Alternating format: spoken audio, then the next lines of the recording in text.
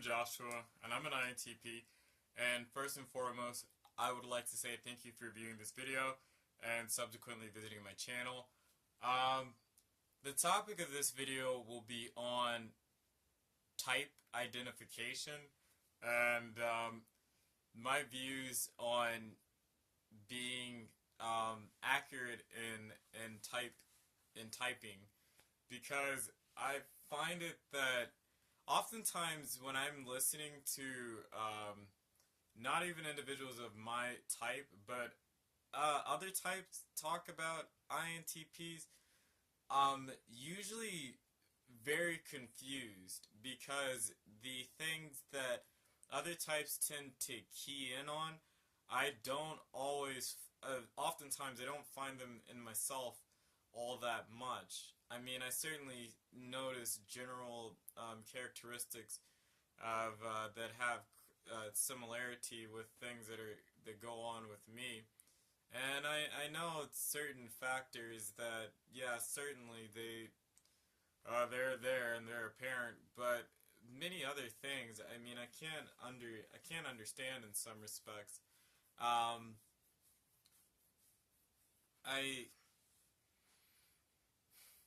And so I don't really know. I suppose I should make this a video that's more of a questioning and desiring feedback, I should say, because I mean, I'm intimately familiar with my own emotional life and how I am as the subjective individual that I am.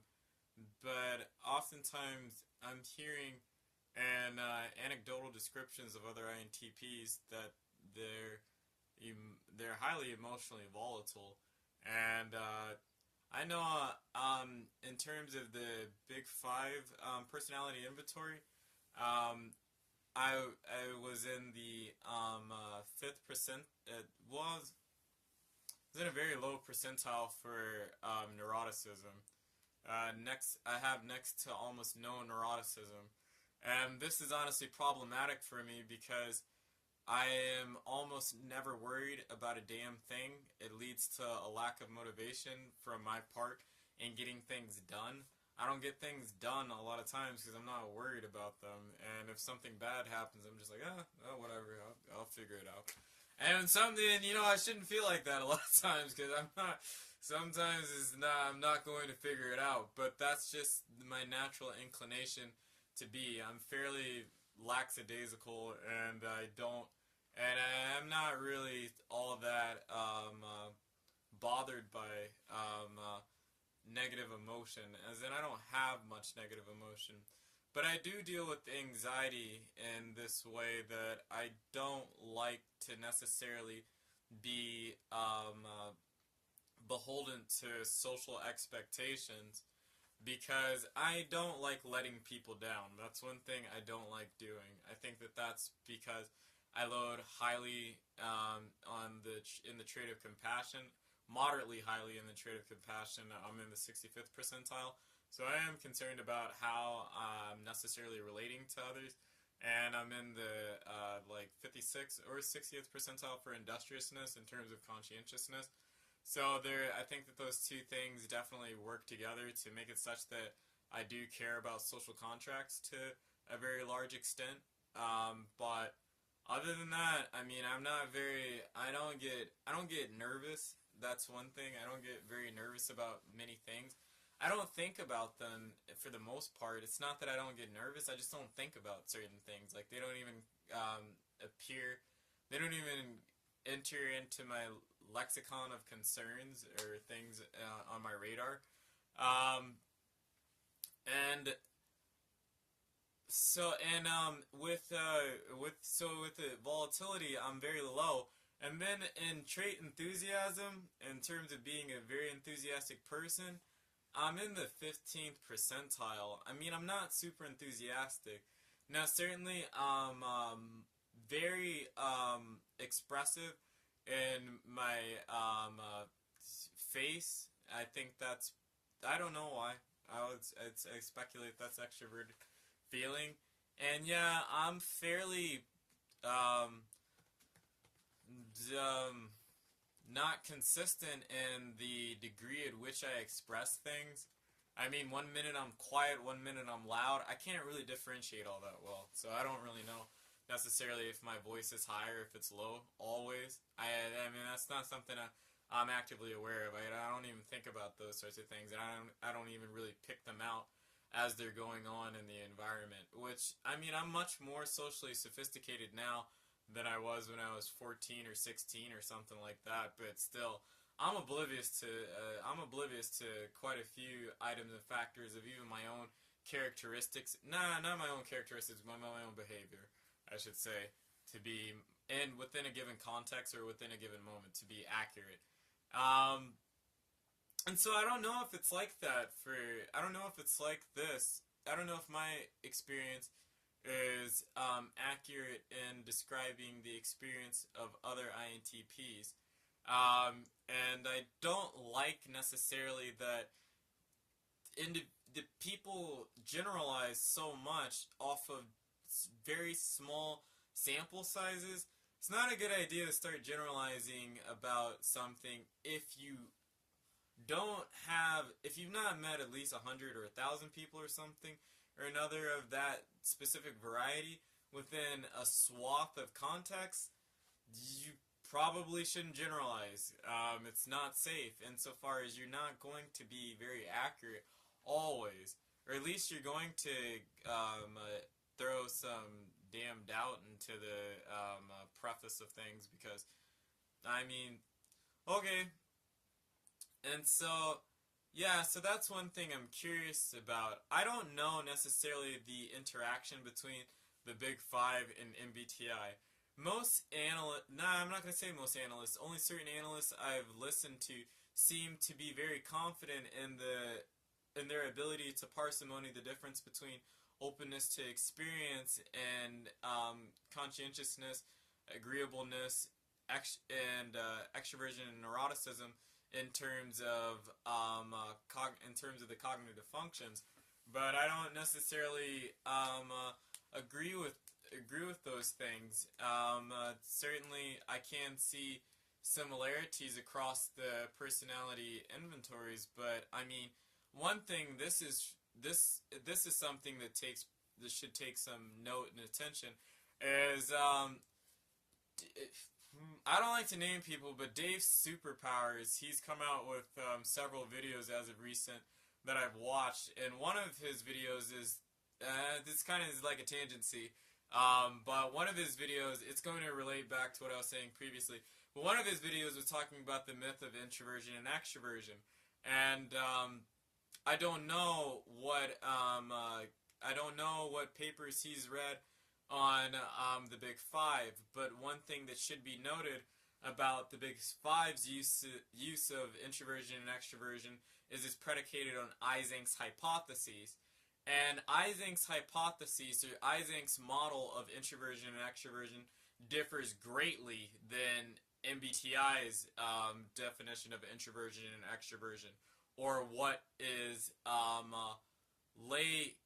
may be lay considered about introversion and extroversion, because it's certainly the case that people have a conglomeration of the cognitive functions, and they can either be an introverted thinking type, or an introverted intuitive type, or an introverted sensing type, whatever, so on and so forth. And so that would make them an introvert, or an extroverted thinker, an extroverted feeler, extroverted intuitive, or extroverted sensor. That would make them an extrovert. That would make them, if that's their dominant function, that would make them an extrovert or something or another. The reason the reason I won't say that there's no such thing as introversion and extroversion is because when introversion and extroversion are used as index for dopaminergic functioning, the propagation of certain neurochemicals within the individual's brain and the distribution or the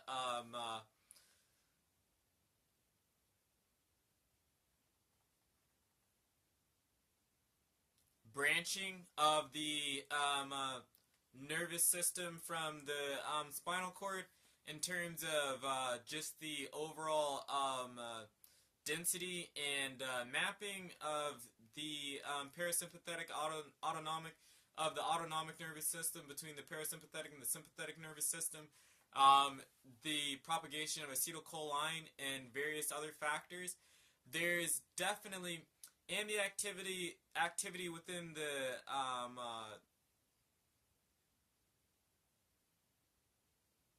reticular activating matrix.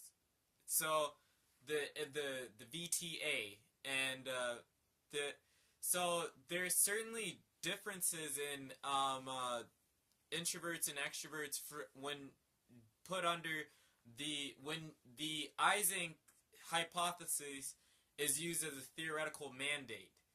That's the then when we're using that one, we certainly can find genetic linkages between various genetic components such as the Carriesworth gene and dopaminergic function and propagation in introverts and extroverts and open people and highly creative people and individuals that tend to be plastic and introverts or open people, extroverts and open people, not that they're always synonymous or the same thing, are more plastic than other individuals in terms of behavior and mental fluidity. And so, I mean, I don't know necessarily what he's referencing, but I think that there certainly should be some nuance to say that it depends on what you're considering an introvert or an extrovert to be. If you're asking is there a physiological basis or a neurological basis to think that there is a such thing as an introvert and an extrovert, yes, there is, and that's not just something that's true in human beings. That's something that's true in other animals. And so if it's that deep and that rich, I'm going to go ahead and say that there's introverts and extroverts. And then two, in terms of categorization, well, I see it like this. So I know that each person comes with a conglomeration of traits, a conglomeration of cognitive functions, that if their dominant function, at least according to Isabel, at least according to Myers and Briggs, if their dominant function is an introverted one, then their secondary or auxiliary function is an extroverted one, and so on and so forth across the hierarchical tiering of the functions. Yeah, so I concede that, but if you want to organize something, then it makes sense to say that if the dominant function is an introverted function, then the person is an introvert, and if their dominant function is an extroverted function, then that person is an extrovert. I definitely know the motivation insofar as that most analysts are very flippant and have it such that their terminology is not well defined and they're rather lackadaisical, idiotic, and unscientific about their approach towards MBTI or personality theory, period. Because I, like myself, Dave Superpowers is like myself concerned with personality theory in general and just sees MBTI or Jungian typology as another thing within the broader field itself. And so, I mean, I totally get where he's coming from, but in some respects, the degree of the claims that he makes I cannot support. Now, what this has to do with what I was talking about before is this: when you're making generalizations or when you're talking about types per se, what is it that you're trying to fit to explain the experience of what you're seeing necessarily? Because I don't know really. Well, in terms of typing oneself, I don't really know necessarily if a person is getting it right when they're well, hell, I know most people don't get it right when they type themselves, but that's not the point. I suppose the point is this: when you're going through your everyday experience and you're dealing with another person and they tell you their type, are you just accepting that thing at face value, or are you doing a little more sleuth work and thinking about just exactly what you encountered and what you experienced in that other individual? Because I'm willing to bet that every person that you meet that tells you that they're an ENTP, or every person that you meet that tells you that they're an ESFJ or whatever, most likely it's probably not an ESFJ for various reasons, because people are not very honest with themselves. I mean, it's rather difficult for one to be honest with themselves, and honestly, unless one studied psychoanalysis, or unless one has been through any kind of psychoanalytical I suppose organizing of self, then I mean it's highly unlikely that you're completely accurate about everything about yourself. But that's not always necessarily a problem, and that's not always a problem. And I think that for the most part, people get enough right to get certain things right. But I don't think that's everyone. I really don't think that's everyone. I think that there is definitely I think that there's other factors that explain for why people don't get their type right, that don't always have something to do with our inherent biases and the propagation of the inferior function versus the dominant function. I think there's factors of Western culture, and I think, well, there's cultural factors, there's certainly cultural, social, political, and environmental factors that weigh into this, and there's certainly other superordinate factors such as education, IQ, other dimensions of personality. Just for the mere fact that if somebody's a highly sensitive person, or if somebody is an altruist, or if somebody's a sociopath, or if somebody's a highly creative person, if somebody is schizotypal, if somebody's any other constellation of a kind of a personality dimension that we can create its own matrix for, and it has a clinical, it at least has a clinical description of it that a psychologist could point to in the DSM and say, hey, you're that, then yeah, that thing's going to definitely affect the way that that person appears within a given environment or within a given interaction.